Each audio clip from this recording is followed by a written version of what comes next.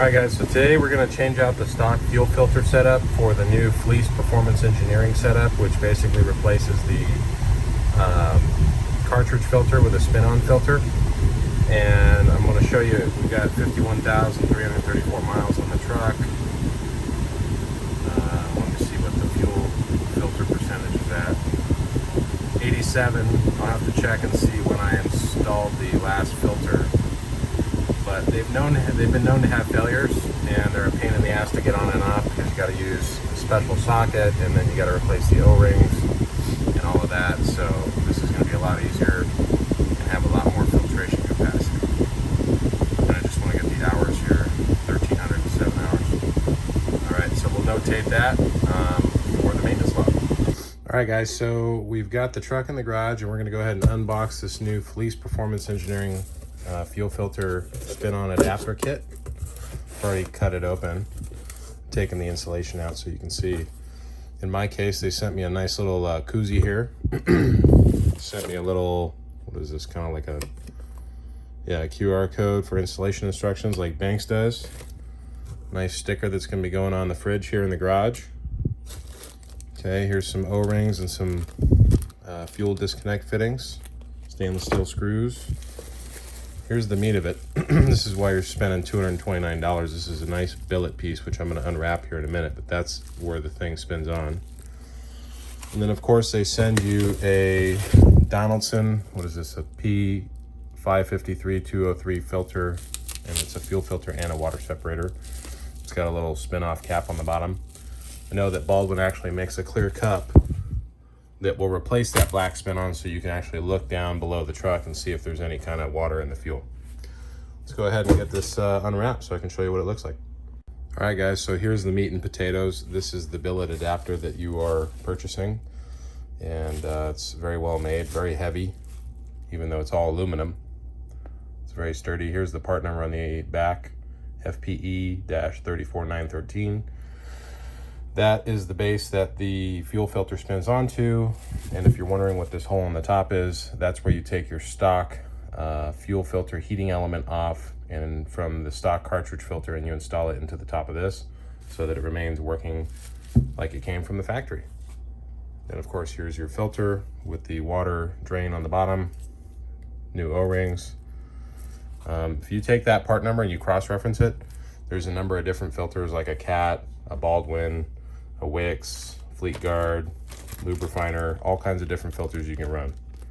Then here's the billet parts that you put the fuel lines onto. All right, guys, so step one in this procedure is to remove the negative battery cables, which I've already done. So step two here on the 2020 is to use the T40 Torx. And you're gonna remove the water and fuel sensor or drain plug on the bottom of the cartridge here into a pan. And once you've drained all the water and fuel out, you can go ahead and replace the plug. All right, I'm gonna see if I can film this just to see if there's any issues, because this plastic, this is one of the issues with these stock cartridges, that they're plastic, and eventually you're gonna strip this thing out. So there's a T40. Let's see if I can do this. There we go. It's not very tight, but at the same time, you know, it's hot out here in Phoenix and the plastic gets soft, and I'm afraid that at some point this is gonna strip, so we're getting ahead of it right now.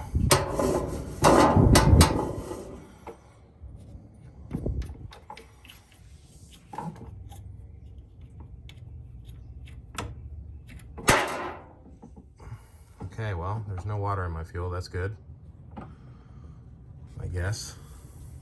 Don't know why it's not draining any fuel though. Well, whatever. I'm gonna go ahead and reinstall it. All right, so they tell you to get all the fuel and water out, but since there's no water and no fuel came out, I'm gonna use this 36 mil. I'm gonna go ahead and pull the cartridge off.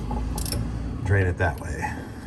So this is the way you normally would change a filter, which, as you can see, is a pain because you have to have this $30 socket you'll never use for anything else.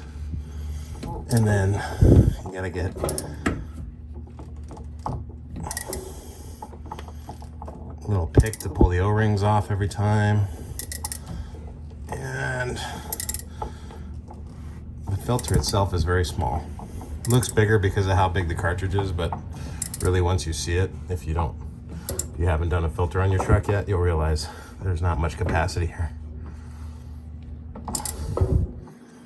All right, I got it loose. I had to put the camera down for a minute, but I got it loose. Loose enough to take out. My hands, I'm gonna get diesel all over my arm. This is the worst part about these changes, because diesel fuel is so oily and it stinks.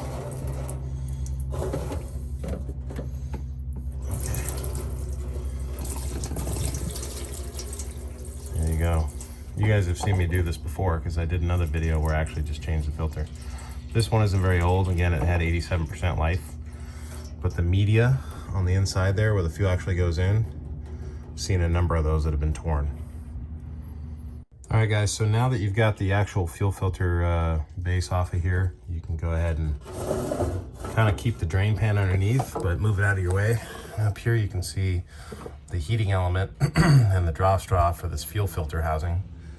There's two lines. There's this one with the blue locking tab, and there's this one with the white. You got to disconnect those. So you want to do the blue one first. You're just going to go ahead and pop that top off and like lift it up, lift the tab up while pushing in, and then pull back. Same thing with the white, but you have to disconnect the bottom of those two white prongs first. Once you've done that, you can lift it off, pull it back. So we're going to go ahead and do that with the camera off. All right, guys, so it's to assist in picking the tabs up. If you can't get your big hand in there, I bought these little picks here from Lowe's. They're a Craftsman set. They're like 20 bucks probably. I've used them for all kinds of things, and these come in handy for times like this. All right, guys, so this is a little bit of a pain here getting the fuel lines off of the stock cartridge, but you can see there's a locking tab that I was able to squeeze and pull up, the blue one there. So you put your fingers up there and you squeeze in from the outside while pushing the line towards the cartridge. And once you get that up, it should just pop off. However, for whatever reason, I'm not able to get it off. I'm gonna try a little pushing on the bottom because I think there's some black tabs there on the bottom. I don't know, they don't say anything about it in the instructions. So can't film it while I'm doing it, but I'm gonna try and get it off here and, you know, do it without breaking anything. All right, so we finally figured out the mystery of the blue locking tab, and that is they're not very detailed in their video, which kind of pisses me off because I found 3 or 4 videos between Fleece and Black Market Performance online, and they just put music on them and they skip over all the detail, which is the important stuff. And they just say, release the locking, squeeze the locking tab, lift it up, and then the thing just pulls off. Well, that's not true. If you do that, you'll end up breaking the thing. So if you can see there, there's kind of a blue button. So it seems like it's counterintuitive, but you have to push that in to pull it off. So you squeeze the locking tabs, pull them up, and then push the blue button down and pull off. So it's counterintuitive, but that's what you have to do. Otherwise you can break it. Let's go ahead and do the same on the white. All right, so here with the white tab, they say in the instructions to release these little fingers on either side. Once you release them, you push it up like I have it done, and then it should release. Of course, it's probably not that simple. And I believe this is why manufacturers should be a lot more detailed with their instructions instead of trying to use the same thing for model year after model year. And it would save the customer a lot of headache, but I'm gonna finagle it and wiggle it and tap it and do whatever I need to do to get it off without breaking it. But if you do break the white prongs, they do sell a part number at Napa that will replace it. All right, so I got that fuel line off, and really it was pretty simple. You lift that white prong on the back side there all the way up, and then you kind of just force it forward and pull it back, and it pops off. The blue was more difficult. Now that I know how to do it, it's super easy. You release the locking tab and then push down the button, but they didn't say that in the directions, of course. Now the next step here is you have to remove the cartridge filter housing so that you can get the fuel heater off the top. And to do that, there's 3 14mm bolts that on the 2020s go through the frame. And there's these 3 holes here. There's 1, 2, 3. You want to just go in there with a 14mm and an extension, loosen those up so that you can go ahead and slide this housing forward, and these holes are keyed in the frame, and then you can pop it out without losing the nuts inside the frame. So I'm gonna go ahead and do that now. All right, so I just wanted to point out to you guys that actually the two holes on the back are these ones, the one here and the one directly above it. And the one that I needed in the front just so happens to be kind of right where my bracket is for my airlift compressor pump. So I'd use a really long extension, like a foot-long extension, to get in there with a short bit, but I was able to do it. And now this thing is loose. You can go ahead and kind of slide it. Let me see if I can do this with one hand. Slide it, and it should pop out of these keyed holes. Right, there we go. Come on. I might need to set this down and use two hands, but you get the point. They're sliding out here, and then you can drop the whole bracket down, disconnect this fuel heater from the top of the cartridge. All right, so I'm doing things different here, man, because these instructions are just kind of like, oh, just do this, just do that. Yeah, well, it's never that simple. It's never as simple as they say. So to disconnect the electrical connector, there's no way for me to get my hand in here and squeeze the tab hard enough to get it off. So I had to pull the whole bracket down, and now I'm gonna have to remove the bracket from the cartridge just to get it out of my way so I can get my hand in there to get that electrical connector off, because there's no way I can get my hand over the top and do it. And I've got a DEF tank right here, and I got the fuel tank right here. So unless you've got tiny little hands and long, skinny little arms, there's no way to do it otherwise. So, you know, do what you want, but this is how I'm doing it. All right, so after you've removed the two 13mm bolts from that bracket, this thing will be totally exposed now. Hanging down, you can just manipulate it with your hand, and then you can see the tab right there for the electrical connector on top of the heater. You can grab that and squeeze it and pull it off. Then you'll be home free. So I'm gonna go ahead and do that. We'll get to the bench and start installing the new stuff. All right, so we got the housing out, and I'll show you the connector that was such a pain in the ass. It has a tab on top. It also has this tab on the bottom, and I could not release it with my thumb, so I had to use a pair of channel locks. There's the fuel filter heater. And yeah, it was a real pain. But now that we got it out, we're gonna go ahead and take it to the bench, remove this with three T30 Torx, and reinstall it into the new unit. All right, guys, so we're over here at the bench. Here is the mounting bracket. This is facing forward on the truck. As you can see, that is made in Turkey, which makes me hungry. And here is the stock fuel filter housing, which has the heater on top, and these are Torx head screws that you're going to be discarding, but they are T30s, so use a T30 Torx like this one here. Remove those three, and then you'll pry this heater off the housing and remove the old O-rings and install the new O-rings and the new hardware that comes with the kit. All right, so I got the fuel filter heater out here, and it slides through this hole, so make sure you don't cock it off to the side when you pull it. But to get it off this housing, I just used a little flathead screwdriver and kind of worked it all the way around little by little until I got it totally out. Now I'm going to remove these two blue O-rings, reinstall these new O-rings, and use these aren't Torx heads, but these are hex heads, stainless bolts to install it back into the fuel filter housing. Make sure you lubricate the O-rings with some kind of diesel fuel or grease. All right, so I got the new O-rings installed with some red and tacky grease just to make sure that they slid right in, and it is installed into the filter housing here. Now, they don't say to use Loctite. I'm going to use it anyway on these stainless bolts. This thing only goes in one way.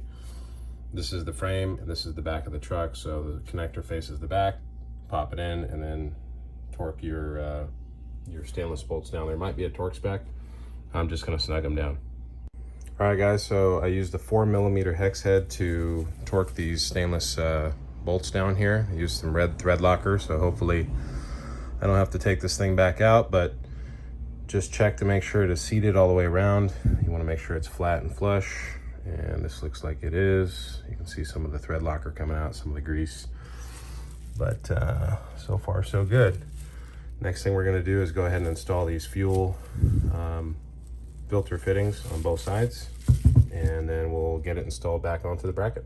All right, like I said, we're going to install the new AN fittings into the side of the base, and you can see I greased the O-rings with some red and tacky again.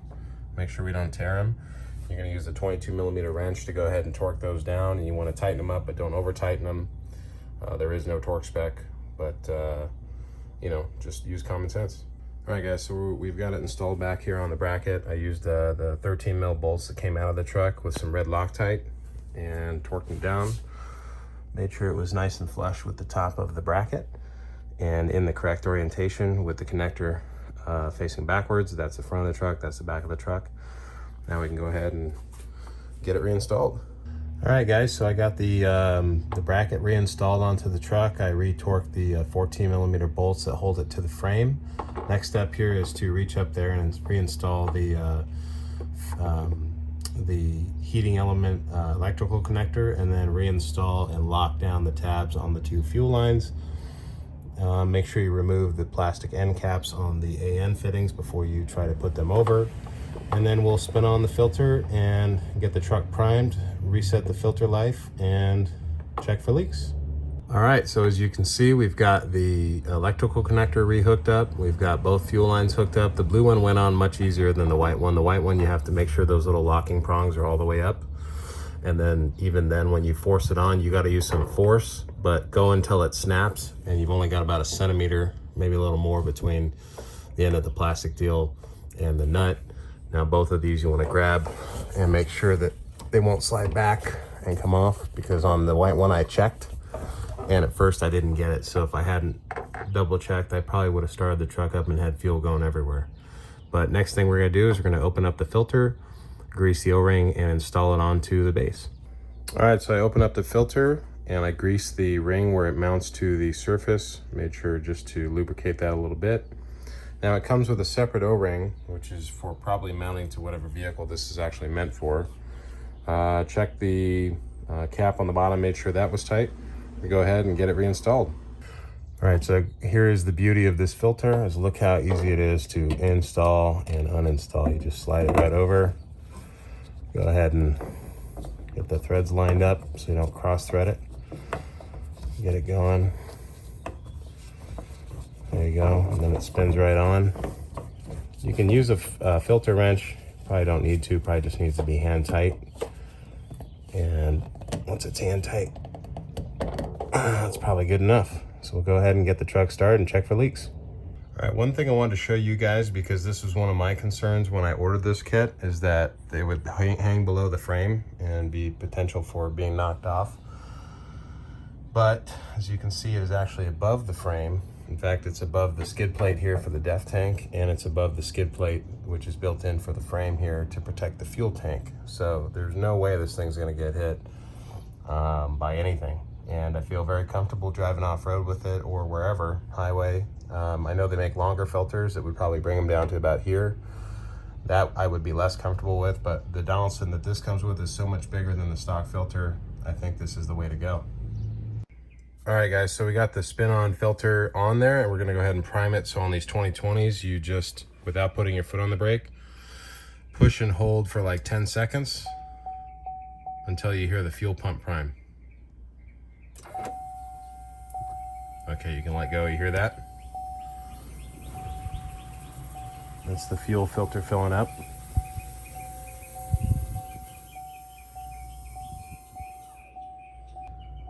Okay, it just finished.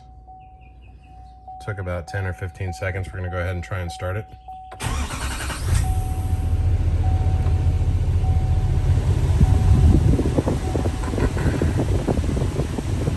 Seems to be idling fine. Let's check for any codes. Remember, you had to reinstall your negative cables, obviously. I forgot to mention that. Let's check for codes. Go to vehicle, check vehicle codes.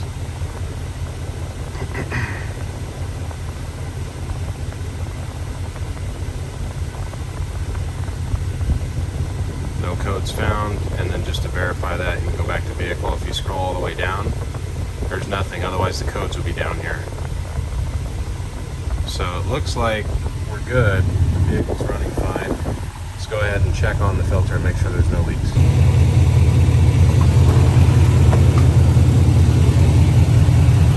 Just from looking on the outside, there's obviously no leaks, but let's go ahead and check under here. All right guys, you can see the truck is running and there are no leaks on the inlet or the outlet side, or from the bottom of the filter or from the top of the filter. So I'd say this was a successful install. and I'm very happy with it. I can feel the fuel going through it right now. Very happy. So we're gonna go ahead, and the last step here is to reset the fuel filter life.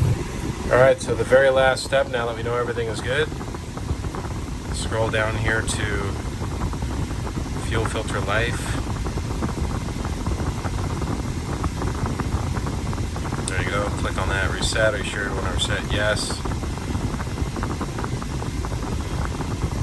Now it'll either take a second or you'll have to turn the truck off and on again. So I'm going to turn the truck off.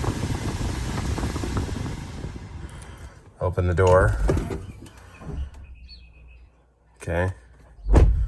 Let's go ahead and restart it. There we go. Now it's reset to 100%. So just go ahead and notate your mileage and put it in your maintenance log. That's it, guys. Thanks so much for watching. Enjoy your install and enjoy Fleece Performance Product Engineering. They do a great job.